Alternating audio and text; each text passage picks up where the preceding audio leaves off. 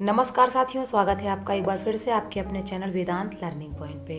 आज आप सभी के लिए डीएलएड सेकेंड ईयर के 6वें प्रश्न पत्र योग शिक्षा के एक वाक्य में उत्तर दीजिए और अति लघु उत्तरीय प्रश्न है। टॉपिक बहुत ही ज़्यादा इम्पॉर्टेंट है, ध्यान से देखिएगा, अच्छे से समझिएगा और चैनल पे नए हो तो सब्सक्राइब ज़रूर कर लीजिएगा। आइए शुरू करते हैं। पहली इकाई है इसमें योगाभ्यास के सिद्धांत। पहला प्रश्न है इसमें, सर्वांगासन के तुरंत बाद कौन सा आसन करना चाहिए, मत्स्यासन या शवासन? धनुरासन किन दो आसनों के विपरीत कार्य करता है, हलासन और पश्चिमोत्तानासन? आगे बढ़िए एवं काम कीजिए का अभ्यास किस आसन से होता है, नटराजासन?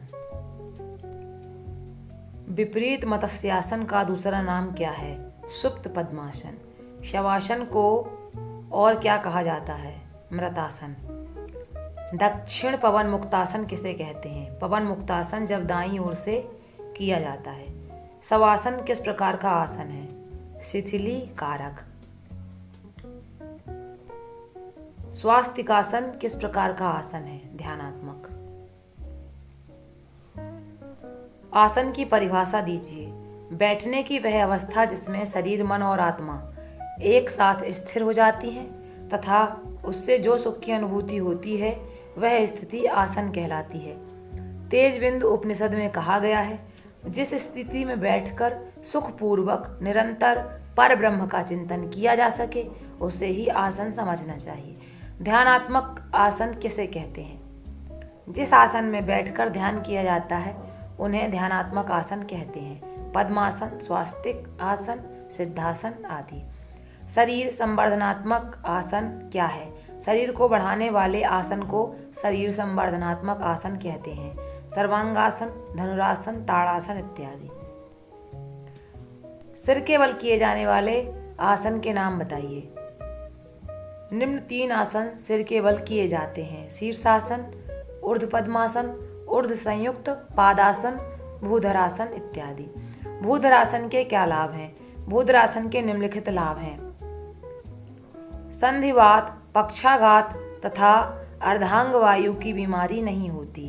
पैरों में अकूत के समान बल उत्पन्न होता है। ताड़ासन से क्या लाभ है? यह आसन शारीरिक और मानसिक संतुलन विकसित करता है। इससे संपूर्ण मेरुदंड में खिंचाव और ढीलापन आता है, जिसके फलस्वरूप जिन बिंदुओं से मेरुदंड के स्नायु निकलते हैं उनके अवरोध दूर होते हैं। ताड़ासन मलाशय और आमाशय की पेशियों और आंतों में खिंचाव उत्पन्न करता है। सूर्य नमस्कार के लिए क्या अवधि बताई गई है? आध्यात्मिक लाभ के लिए धीरे धीरे इसके 12 चक्रों का अभ्यास करें। शारीरिक लाभ के लिए 3 से 12 चक्रों का अभ्यास धीमी गति से करें। शुरुआत में 2 या 3 चक्रों से प्रारंभ करना चाहिए और कुछ सप्ताह बाद 2 चक्रों को बढ़ाते जाना चाहिए। किसी भी स्थिति में थकान से बचना चाहिए एवं विशेषज्ञ का मार्गदर्शन आवश्यक है। वक्र ध्यानासन के लाभ एवं सीमाएं लिखिए। वक्र ध्यानासन के लाभ।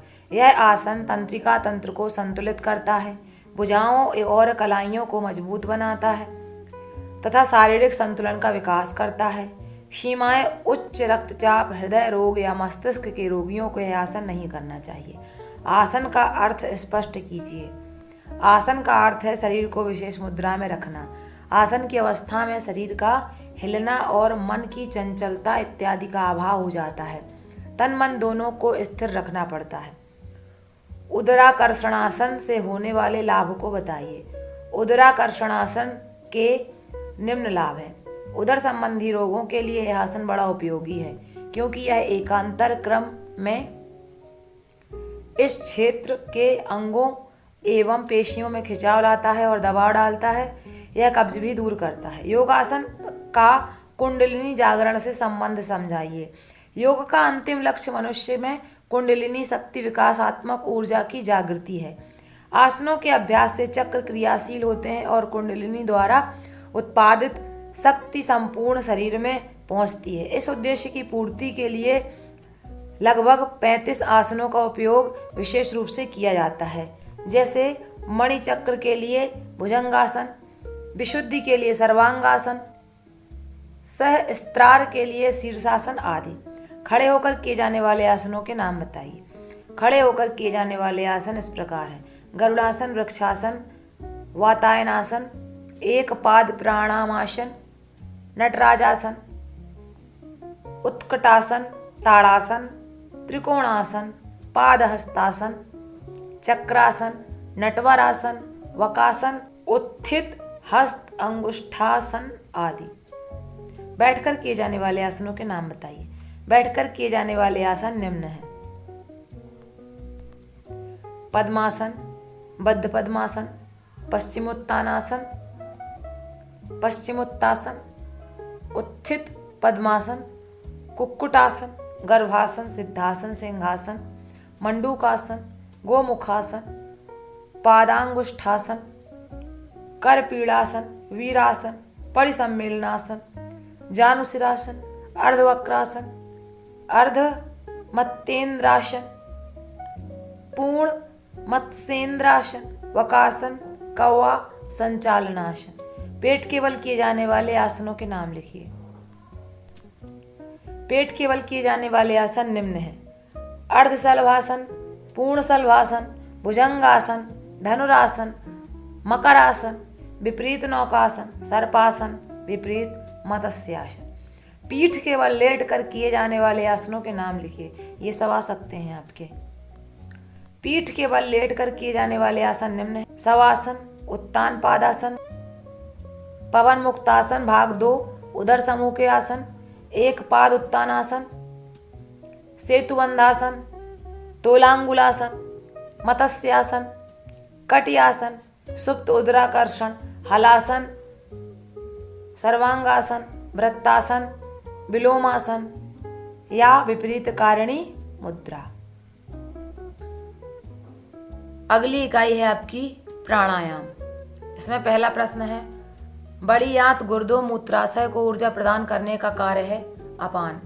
अपशिष्ट पदार्थों के निष्कासन का संबंध है अपान। मांसपेशियों, स्नायुओं, तंत्रिकाओं और संधियों में सामंजस्य कौन लाता है? उदान। छींक और खांसी उत्पन्न करता है? क्रिकर। प्राणायाम किसे कहते हैं? प्राणायाम योग का चौथा अंग है। श्वास प्रक्रिया को नियंत्रित करके उसमें एक क्रम में लाना प्राणायाम कहलाता है। प्राणायाम शरीर और मन को गति प्रदान करता है। इस प्रकार प्राणायाम समाधि में पूर्णतः सहायक होता है। प्राणायाम के वेद कितने प्रकार के होते हैं? प्राणायाम के वेद 4 प्रकार के होते हैं महर्षि पतंजलि के अनुसार: ब्राह्म वृत्तिरेचक, अभ्यंतर वृत्तिपूरक, स्तंभ वृत्ति कुंभक, ब्राह्माभ्यंतर विषयापेक्षी कुंभक। पूरक का अर्थ क्या है? यह प्राणायाम का वह अंग है जिसमें गहरी सांस ली जाती है। कुंभक का क्या अर्थ है? यह भी प्राणायाम का भाग है जिसमें कुंभक में श्वास भीतर या बाहर रोका जाता है। रेचक का अर्थ स्पष्ट कीजिए। यह भी प्राणायाम का वह अंग है जिसमें श्वास को बाहर निकाला या छोड़ा जाता है। प्राणिक शरीर में 5 कोष कौन कौन से हैं? यौगिक शरीर विज्ञान के अनुसार मनुष्य शरीर 5 कोषों से मिलकर बना है: अन्नमय कोष, मनोमय कोष, प्राणमय कोष, विज्ञानमय कोष, आनंदमय कोष। प्राण कितने प्रकार के होते हैं? प्राण 5 प्रकार के होते हैं: प्राण, अपान, समान, उदान, व्यान। उपप्राण के प्रकारों का वर्णन कीजिए। उपप्राण के प्रकार इस प्रकार है: नाग, कूर्म, कृकर, देवदत्त, धनंजय। उपप्राण धनंजय क्या है? धनंजय 5वां उपप्राण है। यह मृत्यु के तुरंत बाद कार्यशील हो जाता है और शरीर के अपघटन के लिए उत्तरदायी है। रेचक करने के क्या लाभ हैं? इस क्रिया से सारा स्ट्रेस बाहर आता है, अनावश्यक चर्बी घटकर बॉडी फिट रहती है और भीतर जो भी दूषित वायु या विकार हैं उसके बाहर निकलने से चेहरे और शरीर की चमक बढ़ जाती है। कुंभक के लाभ बताइए। कुंभक के अभ्यास से आयु की वृद्धि होती है, संकल्प और संयम का विकास होता है, भूख और प्यास पर कंट्रोल किया जा सकता है, इससे खून साफ होता है, फेफड़े शुद्ध मजबूत होते हैं, नेत्र की ज्योति बढ़ती है। अपान के कार्यों को बताइए। अपान बड़ी आंत गुर्दों मूत्राशय और ऊर्जा प्रदान करने का कार्य करता है, साथ ही अपशिष्ट पदार्थों के निष्कासन संबंधित कार्य भी अपान से ही होते हैं। शिवानंद जी द्वारा, बेटा दरवाजा बंद कर देनी, आवाज आ रही पता नहीं काहे की, बंद कर दे। हाँ बस। बोलो मत यार, काम कर लेना। अपान के कार्यों को बताइए। अपान बड़ी आंत गुर्दों मूत्राशय को ऊर्जा प्रदान करने का कार्य करता है। साथ ही अपशिष्ट पदार्थों के निष्कासन संबंधी कार्य भी अपान से होते हैं। शिवानंद जी द्वारा आध्यात्म में लिखी कुछ पुस्तकों के नाम बताइए। शिवानंद ने कई पुस्तकें लिखी, उनमें से कुछ निम्नवत हैं। कर्मयोग साधना, गुरु तत्व, जप योग, जीवन में सफलता के रहस्य, ज्योति शक्ति और प्रज्ञा, ध्यान योग, योगाभ्यास का मूलाधार, योगासन, हिंदू तत्व विवेचन, मनोजय, मानसिक शक्ति, ब्रह्मचर्य साधना, संत चरित्र, सत्संग एवं आध्यात्म आदि। इसके बाद अगली इकाई है आपकी बंध मुद्रा एवं शुद्धि क्रियाएं।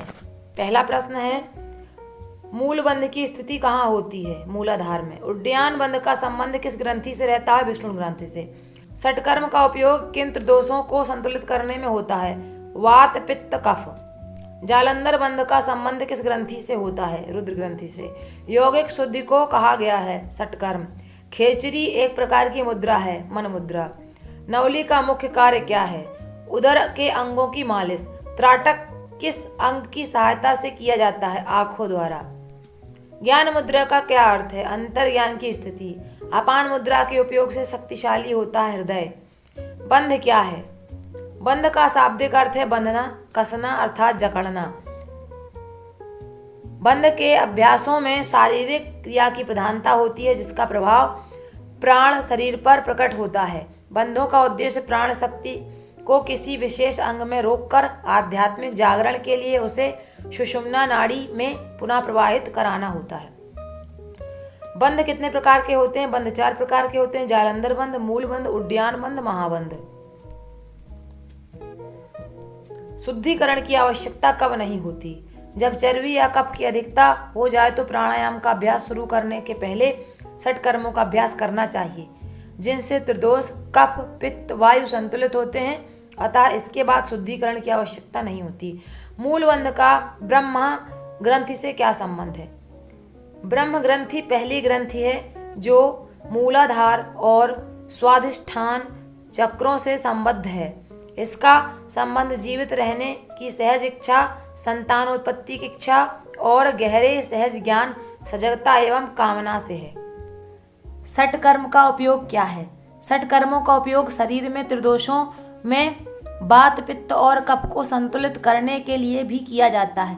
आयुर्वेद एवं हठ योग दोनों के अनुसार यह त्रिदोषों के बीच असंतुलन होने से रोग उत्पन्न होता है। शरीर को विषाक्त तत्वों से मुक्त करने एवं आध्यात्म मार्ग पर सुरक्षित रूप से सफलतापूर्वक आगे बढ़ने के लिए भी प्राणायाम एवं उच्च योगाभ्यासों के पूर्व इन अभ्यासों का उपयोग किया जाता है। षटकर्म के प्रकारों को बताइए। षटकर्म के 6 प्रकार हैं। नेति, धौति, नवली, वस्ति, कपालभाति, त्राटक। नेति क्या है? नासिका प्रदेश के शुद्धिकरण की विधि है। इस समूह में जल नेति और सूत्र नेति आते हैं। त्राटक क्या है?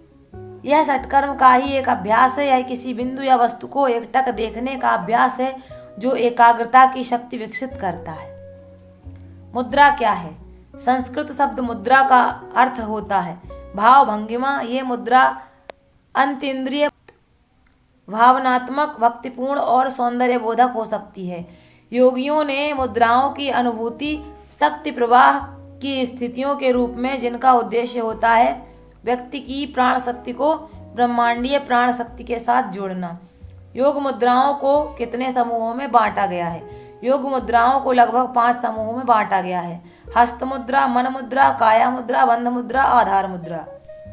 अपान मुद्रा क्या है? मध्यमा और अनामिका दोनों को आपस में मिलाकर उनके शीर्षों को अंगूठे के शीर्ष से स्पर्श कराएं, बाकी दोनों उंगलियों को सीधा रखें। अपान मुद्रा के क्या लाभ हैं? इस मुद्रा को करने से मधुमेह, मूत्र संबंधी रोग, कब्ज, बवासीर और पेट संबंधी रोगों में लाभ मिलता है। गर्भवती महिलाओं के लिए यह मुद्रा लाभदायक बताई गई है। अपान वायु मुद्रा का संबंध पृथ्वी तत्व और मूलाधार चक्र से होता है। अगली इकाई और अंतिम इकाई है भारतीय योगियों का परिचय एवं उनका योगदान। पहला प्रश्न है, विश्वविख्यात डिवाइन या दिव्य ज्योति किसकी रचना है? महर्षि शिवानंद की। स्वामी शिवानंद जी ने किस पर पुस्तकों की रचना की? स्वामी शिवानंद जी ने आध्यात्म, दर्शन और योग पर लगभग 300 पुस्तकों की रचना की। योग सूत्र किन पदों में विभक्त है? योग सूत्र समाधि, साधना, विभूति एवं कैवल्य पद में विभक्त है। महर्षि पतंजलि ने किसे पंच क्लेश व दुखों का स्रोत कहा है? महर्षि पतंजलि ने अविद्या, अस्मिता, राग, द्वेष एवं अभिनिवेश को पंच क्लेश व दुखों का स्रोत कहा है। स्वामी विवेकानंद जी ने मनुष्य का अंतिम ध्येय किसे कहा है? स्वामी विवेकानंद जी ने ज्ञान को मनुष्य का अंतिम ध्येय कहा है। प्रमुख उपन्यास अद्वैत वेदांत के रचयिता कौन है? आदि शंकराचार्य जी। उस व्याकरण ग्रंथ का नाम लिखिए जो योगी भर्तृहरि द्वारा लिखे गए हैं। वाक्य पदीय। आदि शंकराचार्य जी के मठों के नाम बताइए। वेदांत मठ, गोवर्धन मठ, शारदा मठ, ज्योतिपीठ मठ। योगी भर्तृहरि के शतक त्रय कौन कौन से थे? योगी भर्तृहरि के 3 शतक त्रय नीति शतक, श्रृंगार शतक, वैराग्य शतक इत्यादि थे। स्वामी शिवानंद द्वारा स्थापित संगठनों के नाम लिखिए। स्वामी शिवानंद ने निम्नलिखित संगठनों की स्थापना की। दिव्य जीवन संघ, विहार योग विद्यालय। गुरु गोरखनाथ द्वारा लिखित रचनाओं के नाम बताइए। गुरु गोरखनाथ जी की रचनाएं निम्न हैं। शबदी पद, शिष्या दर्शन, प्राण सांकली, नरवय बोध, आत्मबोध, सप्तवार, रोमावली। स्वामी कुवलयानंद के बनाए संगठनों को बताइए। सन 1943 में कुवलयानंद ने 2 संगठनों की स्थापना की। ये आध्यात्मिक विकास पर बल देता है।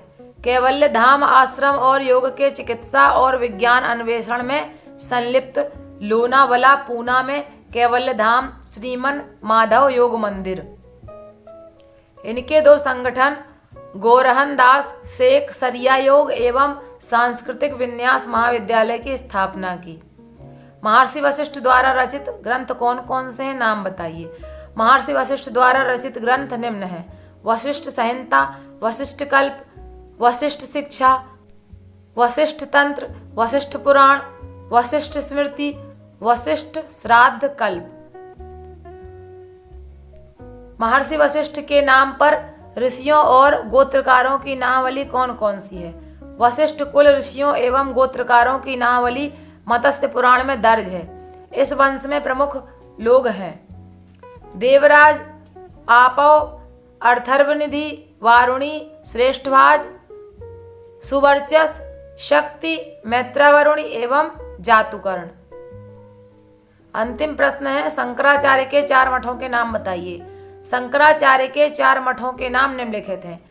ज्योतिष पीठ, बद्रिकाश्रम, श्रृंगेरी पीठ, द्वारिका शारदा पीठ, पुरी गोवर्धन पीठ।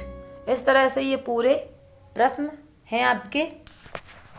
देखने के लिए आप सभी का धन्यवाद। आप सभी का दिन शुभ हो।